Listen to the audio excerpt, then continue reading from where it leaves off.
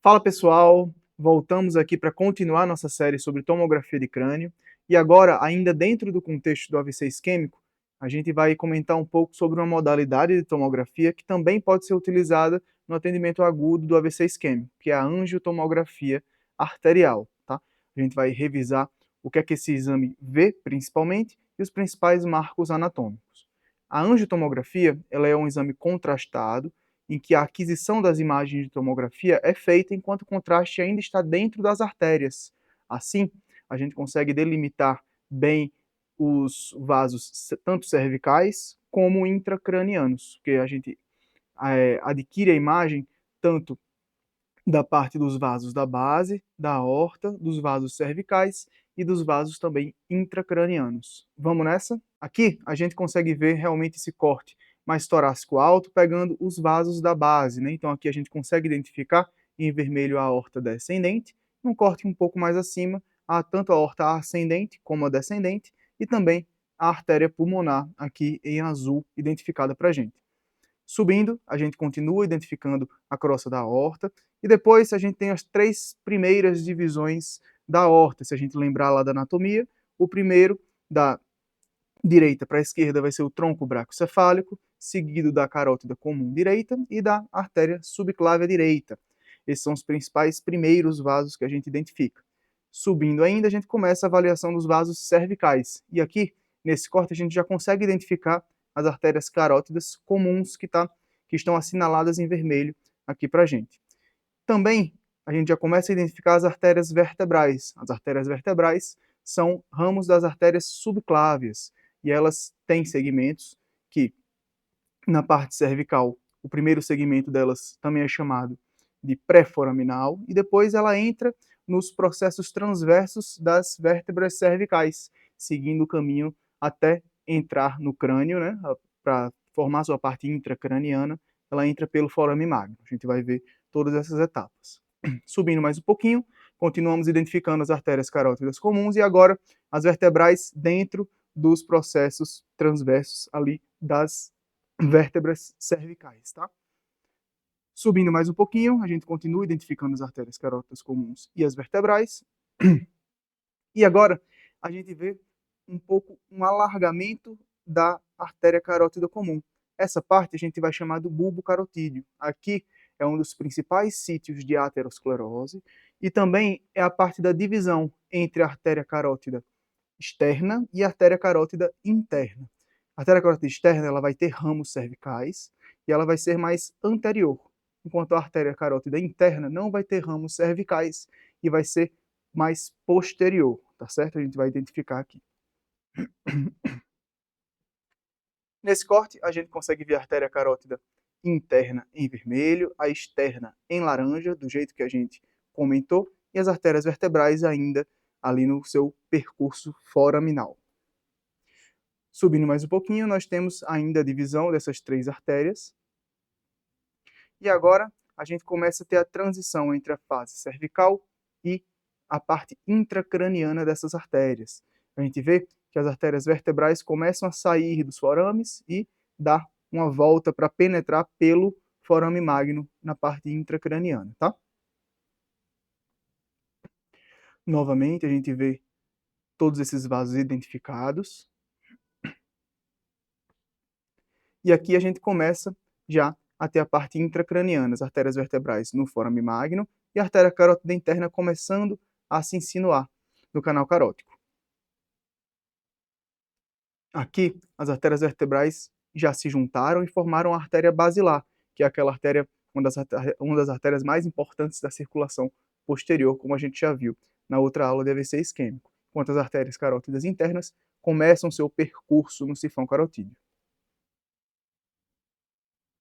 Novamente, todas as artérias assinaladas aqui para a gente. E aqui já completamente intracranianas, tanto as artérias carótidas internas como a artéria basilar. Agora, nós temos já as divisões das artérias carótidas internas e da artéria basilar. A gente já viu em outras aulas, mas a gente vai revisar um pouco desses vasos importantes que formam o polígono de Willis, que a gente se lembra, com todos os vasos assinalados aqui para a gente. Tanto a artéria carótida interna e seus ramos, a cerebral anterior e a cerebral média, como o sistema vértebro-basilar, né? Ou seja, a artéria basilar e a artéria cerebral posterior, principalmente, e a comunicação entre as circulações anterior e posterior pela comunicante posterior, como a gente também já havia falado. Nesse corte coronal da anjo, a gente consegue ver uma visão um pouco diferente do sistema carotídeo.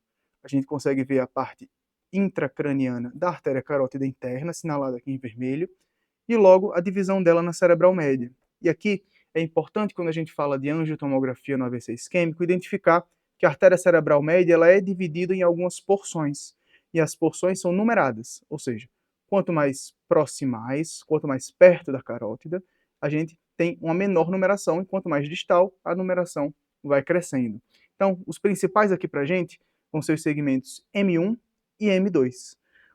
O segmento M1 é a primeira parte da artéria cerebral média e ele vai até a bifurcação da artéria cerebral média em divisão superior e inferior. A parte M2 já é essa parte dividida em divisão superior e divisão inferior. Isso é importante porque principalmente para as indicações de trombectomia. O que é que a gente vai identificar como um vaso proximal?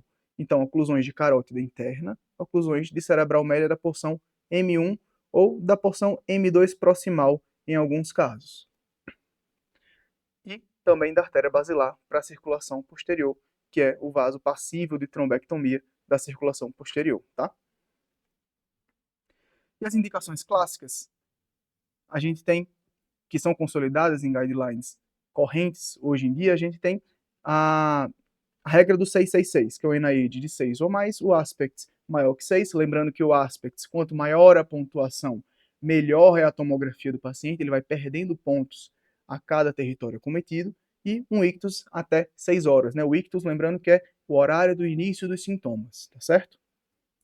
Então, vamos ver um exame agora aqui com a gente. A gente começa a ver um exame de tomografia de um paciente que chega com uma queixa, principalmente de uma hemiparesia ou hemipoestesia do, do lado esquerdo, tá? Então, descendo esse exame, a gente ainda não identificou nenhuma área de hipodensidade, nenhuma área de isquemia realmente consolidada ainda. Então, a gente vai descer um pouquinho mais até tentar identificar ou algum sinal precoce de isquemia ou alguma isquemia já consolidada. Então, aqui a gente começa a ver uma hipodensidade mais à esquerda na região subcortical, ou seja, nas regiões mais dos núcleos da base. Então, a gente começa a ver que tem principalmente uma hipodensidade, ou seja, uma assimetria na região tanto da cabeça do núcleo caudado como também no putame. Esse é um dos sinais precoces de isquemia e que é muito relacionado também a oclusões proximais cerebral média. A gente vai ver por que isso acontece. Descendo um pouquinho mais, chegando na área das cisternas da base, a gente identifica também um dos sinais precoces de isquemia, que é um preditor também de oclusão proximal. Ou seja, a gente vê que existe uma assimetria na região dos vasos, ou seja, da artéria cerebral média. A gente vê que a artéria cerebral média direita está um pouquinho hiperdensa, a gente vai identificar isso para vocês. Então, nesse corte, a gente consegue identificar na altura ali de uma ponte mais alta, né, ali na cisterna da base, a gente consegue ver que essa região aqui da cerebral média, ela está mais hiperdensa do que o lado contralateral. E isso, fazendo sentido com a clínica do paciente, como faz no nosso caso, faz a gente pensar bastante em oclusões proximais. Então, num corte um pouquinho mais abaixo, essa hiperdensidade continua. Num corte mais abaixo, ela ainda também continua, ou seja, ela faz o percurso da cerebral média. Aqui é a angiotomografia desse mesmo paciente. A gente consegue ver que a aorta é bem calcificada, é uma aorta que já tem lesões parietais, já tem uma aterosclerose bem importante, tá? E aqui já na parte dos vasos cervicais, a gente consegue ver que na região do bulbo carotídeo, a gente tem uma aterosclerose muito importante, sendo a artéria carótida interna direita, até com a impressão de uma suboclusão, de uma oclusão realmente por aterosclerose com componente misto, né? Tanto placa calcificada como uma estenose mesmo por placa mais mole, que a gente chama, né? Um componente misto de densidades nessa estenose. E aqui na parte intracraniana a gente consegue ver também uma estenose intracraniana, uma aterosclerose intracraniana importante desse paciente. E quando a gente vai para a avaliação da artéria cerebral média, pode ser um pouco mais difícil de identificar, mas tem uma parada da injeção de contraste, ou seja, tem um que a gente chama de um stop, ou seja, uma parada, uma estenose completa da artéria cerebral média direita. A gente vai assinalar aqui para vocês com uma ferramenta que muitas vezes é disponível, que em alguns softwares de visualização de tomografia, se você não tiver acesso realmente no como médico que está no atendimento inicial, você pode discutir isso com a radiologia, com o pessoal que realiza o exame no seu hospital, que é o que a gente chama de MIP, ou seja, você vai somar algumas imagens para você aumentar a sensibilidade, para você visualizar um pouco melhor essas alterações de vasos proximais. Então aqui, por exemplo, eu pego uma espessura de corte de aproximadamente 5 milímetros, e quando a gente compara com 10 milímetros, por exemplo, você vê que fica um pouco mais fácil de visualizar. Ou seja, a gente vê que na parte da artéria cerebral média direita, eu tenho uma assimetria em relação à artéria cerebral média esquerda. Ou seja, eu tenho uma parada da progressão do contraste. Tá? Novamente, aumentando ainda mais essa soma de cortes, né, de 20 milímetros, a gente consegue ficar mais evidente ainda para a gente essa parada da progressão do contraste. Aqui no corte coronal, nós temos também essa visualização um pouco mais didática, né? Enquanto na artéria cerebral média esquerda eu tenho uma continuação do contraste, na artéria cerebral média direita eu tenho uma interrupção bem proximal. E aqui é uma coisa interessante, que apesar de ter um stop proximal, ou seja, uma parada proximal, uma oclusão proximal, eu ainda tenho preenchimento por contraste em alguns vasos da periferia, em alguns vasos que suprem a parte cortical. Isso se dá por uma circulação colateral.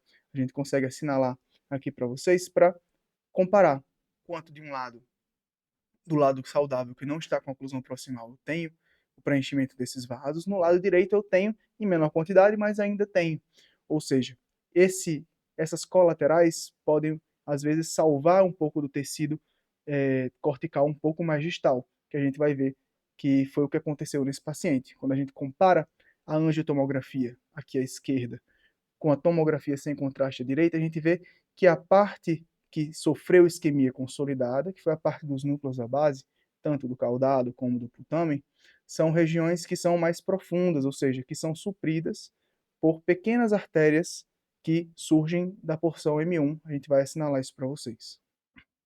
Aqui em amarelo é a área de isquemia consolidada. A gente vê que na área do território da artéria cerebral média, que é mais cortical, mais distal, não tem tanta isquemia consolidada, justamente porque essa circulação colateral supre ainda alguma demanda metabólica.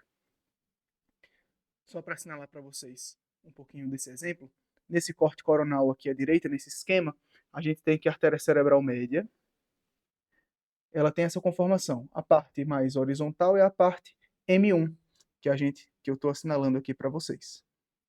A parte M2 vai se dividir em divisão superior e divisão inferior. E essa região dos núcleos da base, que eu estou assinalando aqui para vocês, foi a área que sofreu a isquemia consolidada no nosso paciente. E essa área é irrigada por artérias perfurantes, ou seja, pequenas artérias que surgem da porção M1, como vocês conseguem ver nesse esquema. Ou seja, a presença de colaterais pode ganhar tempo para a gente, principalmente em indicações de trombectomia. Aqui a gente consegue comparar a tomografia do paciente apresentada, que tem presença de colaterais, com pacientes que não têm colaterais. Geralmente isso se traduz em pacientes que progridem mais rapidamente para uma isquemia mais extensa, ou pacientes que ainda ficam com preservação de alguma função mais distal, ou seja, tem mais tempo até que se consolide a isquemia. Isso pode fazer diferença nas indicações de terapias de reperfusão para esses pacientes, a depender da análise das colaterais e das áreas de isquemia consolidada. Aqui, esse paciente foi submetido à trombectomia mecânica. Essa parte do exame é a parte pré-procedimento, ou seja, a parte inicial, onde a gente consegue ver que aqui onde eu estou assinalando para vocês, vem a artéria carótida interna e a artéria cerebral média na sua porção M1 até ter uma interrupção do fluxo de contraste. Após o procedimento, que está assinalado aqui para vocês em vermelho. Após o procedimento, a gente vê que houve restabelecimento do fluxo normal da artéria cerebral média, então foi um procedimento com sucesso, tá?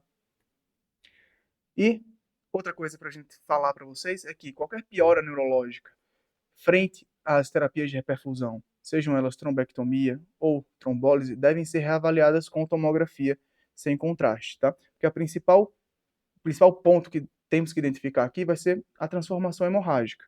E a transformação hemorrágica, muitas vezes, ela vai se estabelecer com sintomas, mas ela pode se estabelecer sem sintomas e vai ser identificada na tomografia de controle que nós fazemos sempre 24 horas após o início dos sintomas.